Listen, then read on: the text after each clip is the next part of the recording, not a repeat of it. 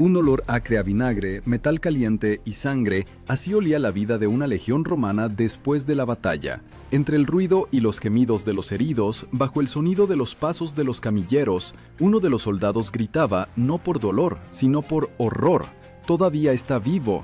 Y en ese momento ya se le acercaba un hombre con una túnica blanca, no con un escudo, sino con un cuchillo y una esponja. Este no era un verdugo, sino quien debía salvar. Pero, ¿cómo salvar si la medicina es hierro al rojo vivo? ¿Cómo se puede sobrevivir cuando el tratamiento comienza con el humo y el chisporroteo de una hoja al rojo vivo? ¿Y qué hacía a estas personas capaces no solo de soportar, sino de creer que el dolor salva? La respuesta a esto está oculta en el corazón de la disciplina romana, donde la medicina era una extensión de la guerra. Según el testimonio del historiador romano Celso, los médicos de las legiones no temían a la sangre. Actuaban rápido, casi mecánicamente. Lavaban la herida con vinagre, la cubrían con un polvo de hierbas y luego la cauterizaban con hierro para detener la sangre y matar el mal aliento. Así llamaban a la infección.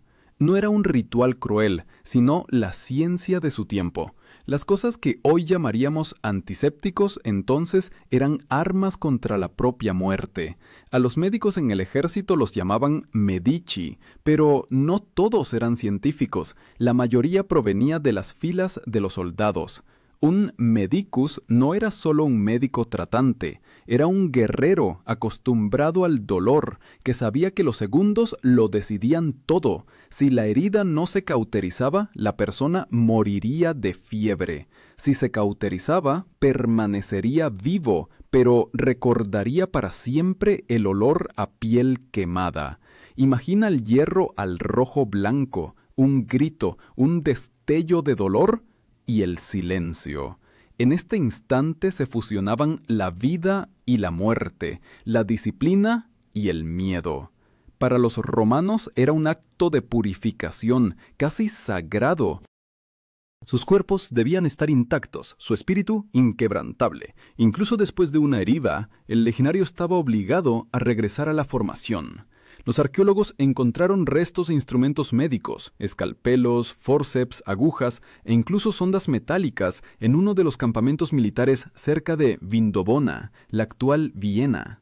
Estos hallazgos confirman que los médicos romanos tenían todo un arsenal, una fragua de vida en miniatura. Cada objeto estaba afilado como un arma, y en sus manos el acero servía no para matar, sino para curar. Pero detrás de toda esta precisión se ocultaba otra pregunta: ¿quién curaba a los propios medici cuando la guerra no terminaba? Porque bajo el manto del médico se ocultaba el mismo cansancio, el mismo miedo ante otro grito, el mismo chisporroteo del hierro sobre la carne. Así comenzó la historia del hospital romano, en un lugar donde la guerra se encontraba con la ciencia y el hombre con su propia resistencia. Es precisamente aquí, entre las salas y el olor a vinagre, donde la medicina romana hizo lo que muchos imperios no pudieron: transformó el dolor en una herramienta de supervivencia. Y en el siguiente instante veremos cómo esta máquina de curación funcionaba desde dentro. Cómo la legión sabía curarse a sí misma, como un cuerpo vivo, donde cada herida tenía su propio ritual. Cuando el sol se alzaba sobre el campamento, el hospital romano, el Valetudinarium, ya vivía su vida particular. Su silencio no era de paz. Aquí se escuchaban gemidos amortiguados, el tintineo de los instrumentos, el susurro de la tela y el olor a vinagre, impregnado en las piedras. Valetudinarium, así llamaban al hospital militar, un lugar donde la guerra continuaba sin espadas. No era una tienda de campaña casual. Cada construcción tenía una estructura estricta, calculada con el mismo pedantismo romano que las fortificaciones. Muros de piedra, filas extendidas de camillas, canales para el desagüe de agua y sangre, todo subordinado a la lógica del orden, porque incluso el dolor debía estar organizado. Los arqueólogos encontraron tales hospitales en Carnuntum, en Britania, bajo Lugdunum. Su plano era casi idéntico, un largo pasillo, a ambos lados del cual había habitaciones con 6 camillas cada una. La parte central, la sala de operaciones, donde había recipientes de bronce con vinagre y esponjas de hierba marina. Estas esponjas no eran simples trapos, absorbían la solución antiséptica con la que se lavaban las heridas. El vinagre actuaba como esterilizador, matando la putrefacción, mucho antes de que la humanidad conociera los microbios. Aquí trabajaban médicos de diferentes niveles. Por encima de todos estaba el archiatrus, el médico jefe de la legión, casi un oficial militar. Debajo, los capsarii, asistentes que transportaban a los heridos y les hacían los vendajes. Llevaban al cinto bolsas de cuero con vendas, esponjas, polvo de mineral de cobre, otro antiguo antiséptico. Para ellos, la muerte era parte de la rutina, como el cambio de guardia. Cuando uno moría, simplemente giraban el cuerpo de lado para dejar espacio al siguiente. El proceso de curación en sí parecía un rito. Los soldados eran traídos en camillas, féretra, marcos de madera con correas tensas, lo colocaban sobre una mesa de piedra, lo sujetaban con correas y comenzaba lo que los propios legionarios llamaban la prueba de valor. El médico examinaba la herida, si el hueso estaba destrozado, amputación. Si el corte era profundo, cauterización. Se utilizaban ganchos de hierro al rojo vivo, pinzas de cobre, ungüentos a base de resina y vino. El vino reemplazaba la anestesia, pero más a menudo solo atenuaba el grito. Celso escribió que un verdadero médico no debe ser blando ni indeciso, sino seguro en su golpe, como un verdugo. Este frío principio lo determinaba todo. La vida del paciente no dependía de la piedad, sino de la precisión de la mano.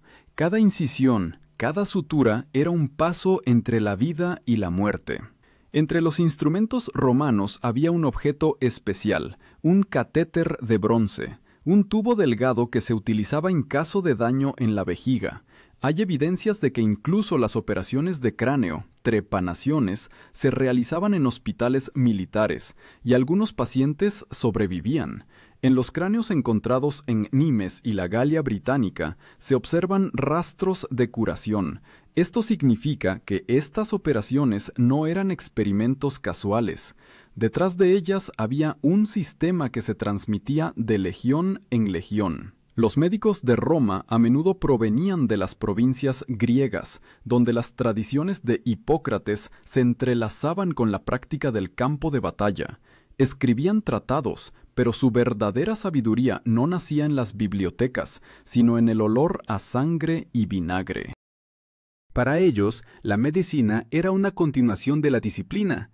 Aquel que curaba debía ser tan resistente como aquel que luchaba. Pero también había otros héroes, invisibles en este sistema, los oficiales sanitarios, responsables de la limpieza del campamento. En el campamento romano, cada zanja, cada foso tenía su lugar. El agua fluía estrictamente en una dirección para no regresar a las tiendas. Incluso los residuos se retiraban según un horario. Esto parecía un detalle menor, pero fue precisamente la disciplina sanitaria la que salvó más vidas que el hierro candente. Historiadores modernos como Goldsworthy consideran que el ejército romano venció no solo con la espada, sino también con la limpieza. Imaginen, cada cucharada de vinagre, cada esponja, cada gota de resina hirviendo, el resultado de siglos de experiencia. Pero este orden se mantenía por una ley. El cuerpo del soldado pertenecía al imperio. Lo trataban no por misericordia, sino por cálculo. El legionario debía regresar a la formación, y cuanto menos tiempo pasaba en el hospital, mejor para el ejército. En esto residía la esencia del enfoque romano a la medicina: curar para lanzarlo de nuevo a la batalla. Y cuanto mejor funcionaba el valetudinarium, más tiempo podía vivir el propio imperio, porque cada legionario curado era un ladrillo en sus muros. Pero, ¿qué sucedía cuando estas paredes se volvían demasiado numerosas, cuando la sangre dejaba de detenerse incluso con el hierro candente, y la disciplina se resquebrajaba bajo el peso del miedo? Cuando los médicos comprendieron por primera vez que el imperio comenzaba a enfermarse igual que sus soldados. La batalla no era solo un choque de espadas, sino también un examen para la medicina. Cuando la legión entraba en combate, junto al tribuno siempre iba un medicus, de cuya espalda colgaba una bolsa de cuero con esponjas, pinzas y vinagre.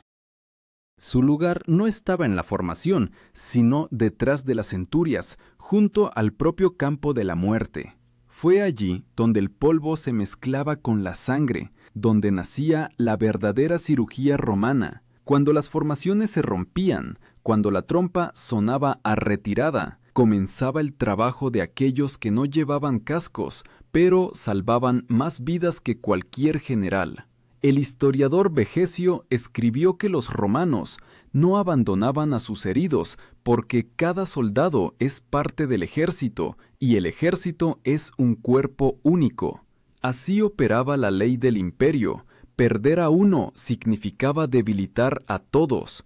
Después de la batalla, los soldados llevaban los cuerpos de sus compañeros a las tiendas, a los muertos los colocaban a la derecha, a los vivos a la izquierda. A los clasificados los empezaban a tratar con esponjas empapadas en vinagre y a los moribundos les daban agua, si quedaba. Esto no era piedad, era un sistema. Entre los Medici existía una regla tácita. Primero se trata a aquellos que pueden regresar a la formación, una condición severa pero necesaria. Los capsari, los sanitarios menores, lo determinaban con una mirada. Si el soldado respiraba con regularidad, si el hueso no estaba destrozado, lo atendían. Si los ojos se vidriaban, seguían adelante. El objetivo no era salvar a todos, sino preservar al ejército. A veces la batalla se convertía en una catástrofe y el hospital no daba abasto. Entonces los médicos tenían que improvisar. Los historiadores mencionan un caso durante el asedio de Jerusalén, cuando los legionarios, al no tener instrumentos de hierro, cauterizaban las heridas con carbones. Fue un paso desesperado, pero efectivo. El vinagre con el que lavaban la piel chisporroteaba sobre las quemaduras. El olor era insoportable, pero fue precisamente esta mezcla de dolor y ácido lo que detenía la putrefacción. Uno de los instrumentos más temibles se llamaba fera.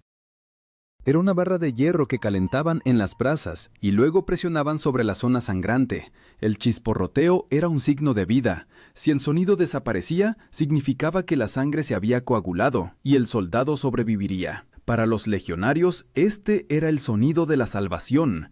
Casi cada manipulación en el campo se realizaba sin anestesia.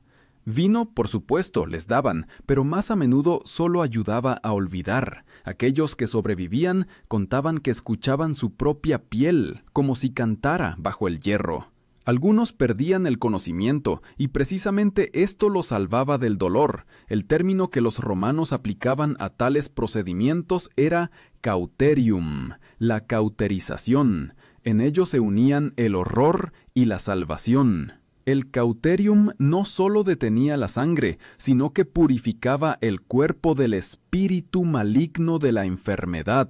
Para un romano, la enfermedad era un enemigo. Había que vencerla igual que a un bárbaro. Cuando el campo de batalla se limpiaba, los cuerpos se retiraban, pero el trabajo de los Medici no terminaba. El hospital se llenaba rápidamente y aquí comenzaba el verdadero milagro de la logística romana. Cada hospital tenía una lista de registro de los heridos.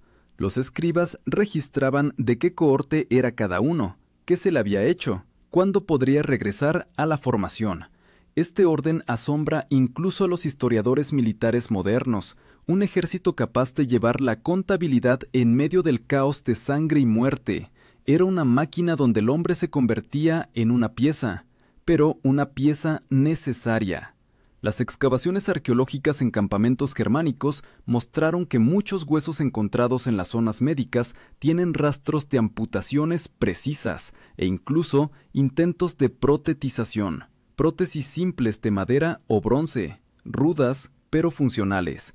Esto significa que un legionario que perdía un brazo aún era considerado parte del imperio. Podía entrenar a reclutas, realizar tareas domésticas, custodiar almacenes. Incluso, después de la pérdida, el cuerpo seguía siendo útil. Los médicos de esa época no conocían la palabra rehabilitación, pero entendían que el hombre que había sobrevivido debía estar ocupado. La inactividad para un romano, la peor enfermedad. Por eso, a los convalecientes los enviaban a trabajar en el campamento, a limpiar armas, a cavar zanjas. El dolor se embotaba con el trabajo.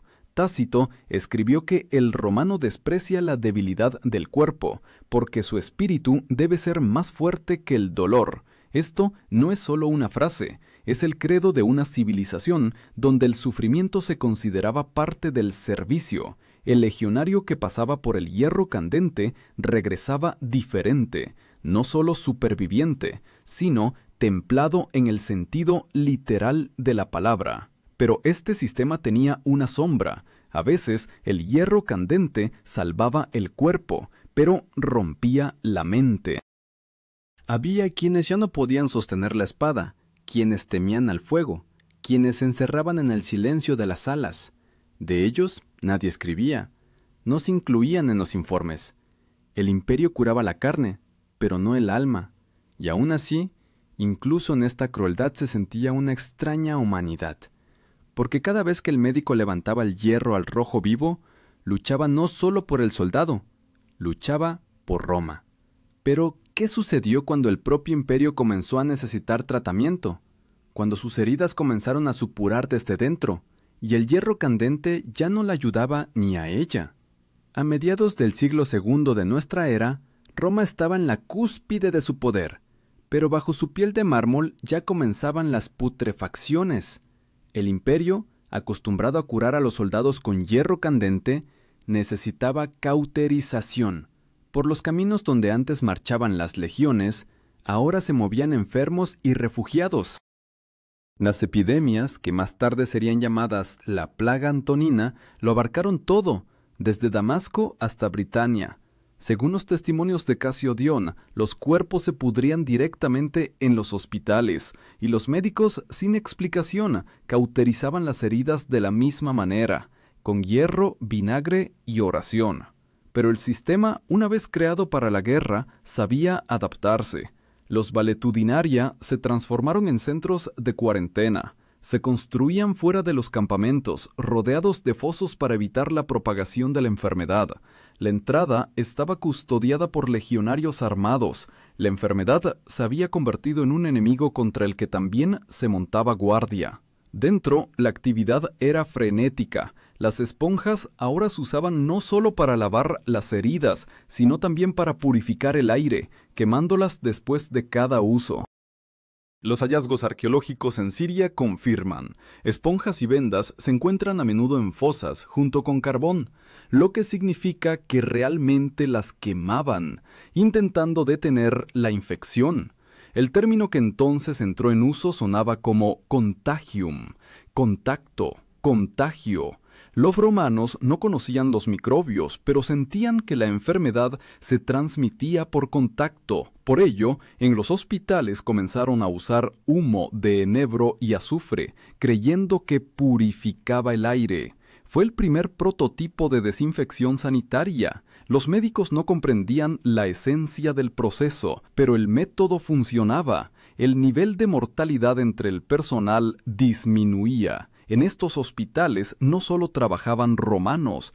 Después de las reformas de Adriano, los médicos a menudo procedían de las provincias orientales, Siria, Egipto, Grecia. Aportaban sus conocimientos, ungüentos de mirra, aceites de romero, infusiones de opio. Para los heridos esto era casi un milagro.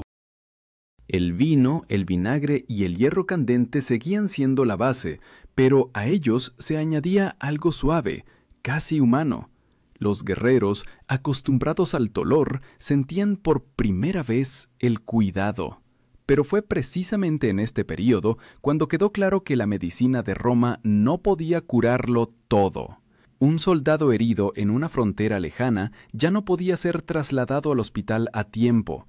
Las distancias del imperio crecían más rápido que sus caminos. Por eso, en las legiones comenzaron a crear destacamentos médicos de campaña, análogos primitivos de los hospitales móviles.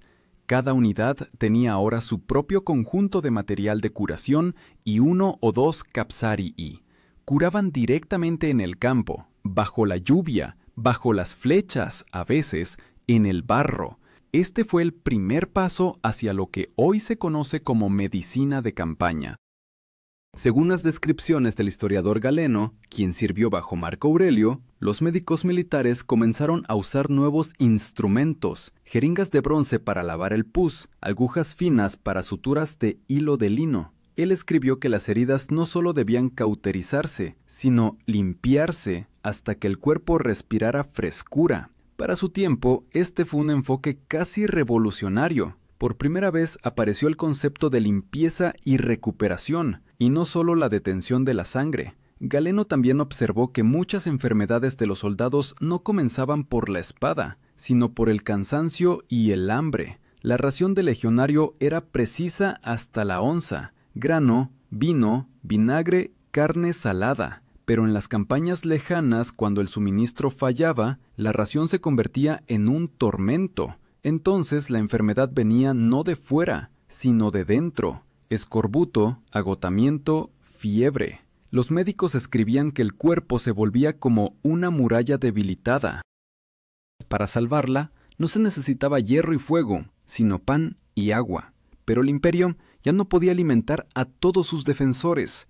Con cada década, la medicina reflejaba cada vez más el estado del Estado. Los valetudinaria se hicieron más pequeños, los recursos más escasos, los médicos más pobres. Cuando las fronteras se desmoronaban, el orden dentro de las salas también se desmoronaba. A veces, en los hospitales solo quedaban ancianos y heridos, cuidándose unos a otros. Las crónicas dicen que los exlegionarios, que conocían los fundamentos del vendaje, enseñaban a jóvenes esclavos a curar quemaduras y dislocaciones. Así, la antigua medicina militar se transformaba en popular. Y aún así, incluso en su declive, conservaba una sorprendente vitalidad, porque en algún lugar profundo de este sistema ardía la vieja idea romana: la vida es un deber hacia el imperio, aunque débil, herida, pero aún vida.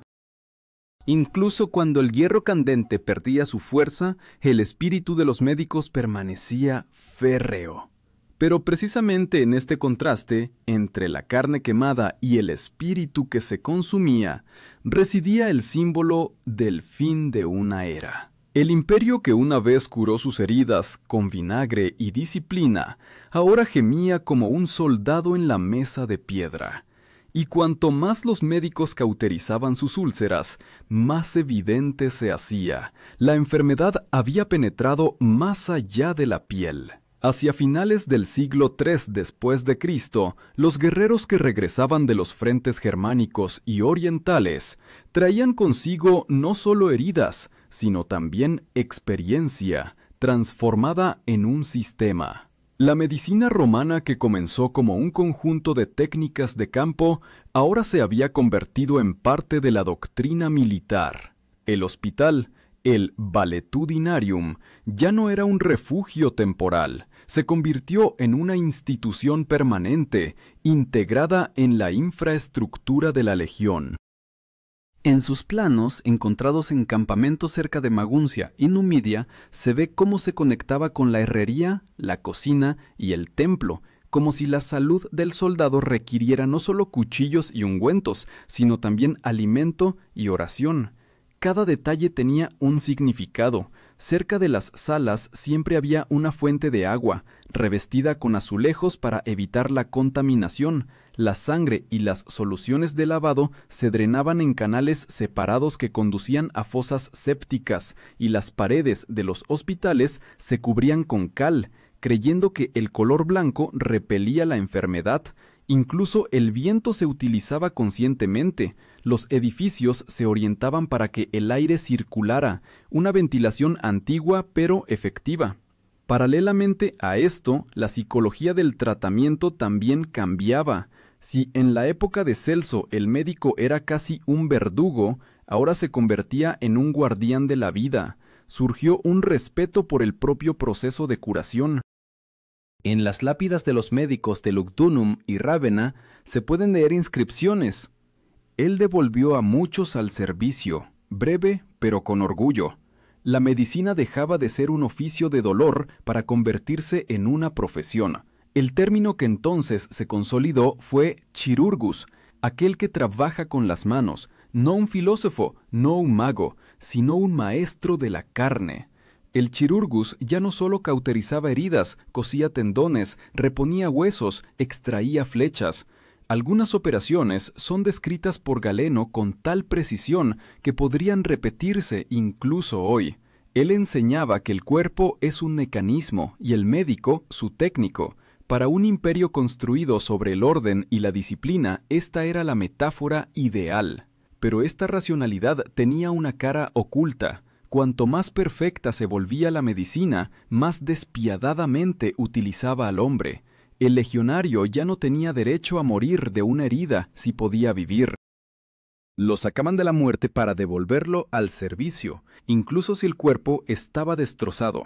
Cartas de un centurión encontradas en Egipto relatan cómo a los supervivientes con graves mutilaciones se les asignaban puestos secundarios, de guardia, de artesano, de mensajero. Los llamaban invalidi, discapacitados, pero aún útiles. Es difícil imaginar cuánto dolor pasaron estas personas. Algunos de ellos perdían extremidades, pero permanecían fieles a su juramento. Para ellos, el hospital no era un lugar de descanso, sino una fragua donde sus cuerpos eran reforjados. Roma no creaba simplemente un ejército, sino un mecanismo de autorrestauración. Incluso el sufrimiento se convertía en una función. Los datos arqueológicos confirman que en este periodo aparecieron más instrumentos para la reconstrucción, placas metálicas para huesos, tablillas de madera con cierres de bronce.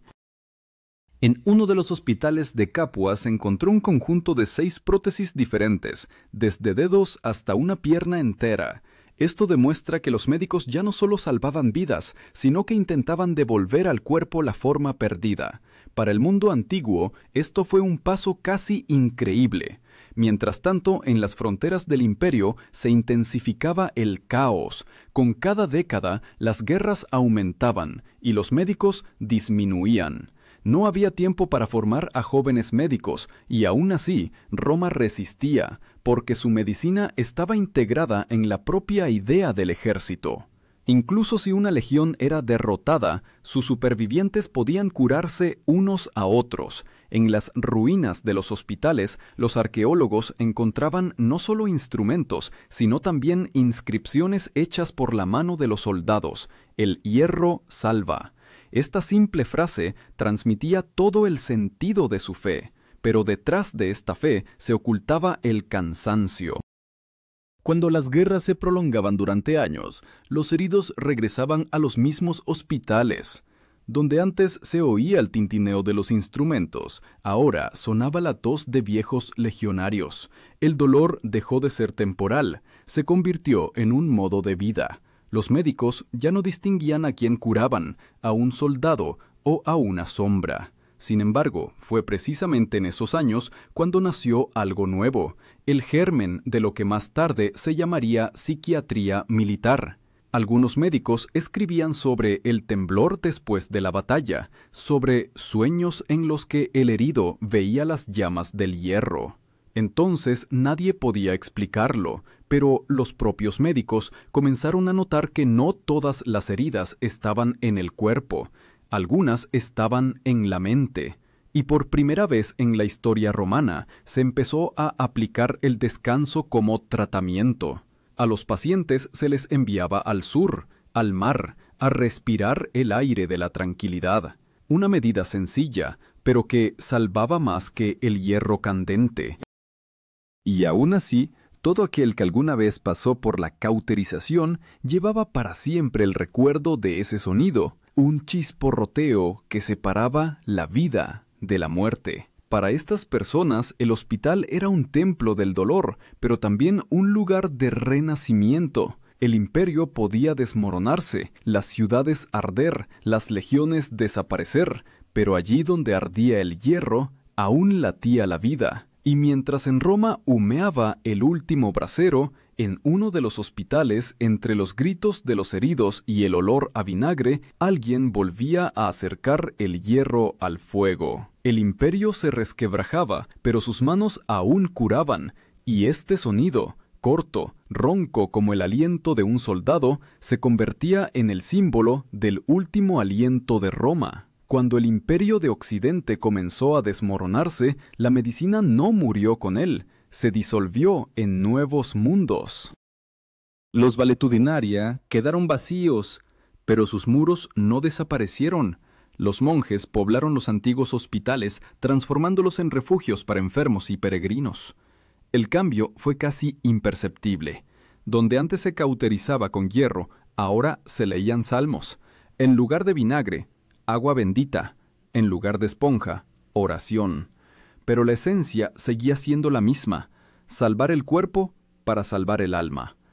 Los veteranos de las legiones que se retiraron a aldeas y fortalezas llevaron consigo sus conocimientos, enseñaron a curar heridas con vino, a vendar con lino tostado, a vigilar la pureza del agua. Estas sencillas técnicas sobrevivieron siglos. Los médicos medievales, sin conocer su origen, repetían las prácticas romanas casi al pie de la letra. Incluso la propia palabra hospitalis, hospitalario, nació de esos mismos hospitales. Y aún así, algo cambió. La medicina, que una vez fue militar, se volvió espiritual. El objetivo no era devolver al hombre a la formación, sino permitirle morir con una oración. La cauterización con hierro se hizo rara, fue reemplazada por hierbas y fe.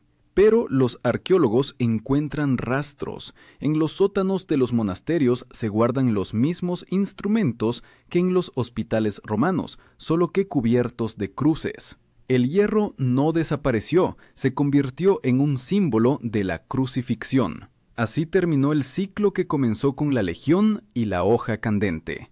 Roma enseñó a la humanidad a curar no por misericordia, sino por deber, y este deber sobrevivió al imperio. Cada vez que un médico toca una herida, en ese movimiento, la sombra de un antiguo cirujano, inclinado sobre un soldado bajo el calor de una antorcha. El imperio murió, pero su medicina permaneció en manos de quienes sabían: la salvación exige dolor.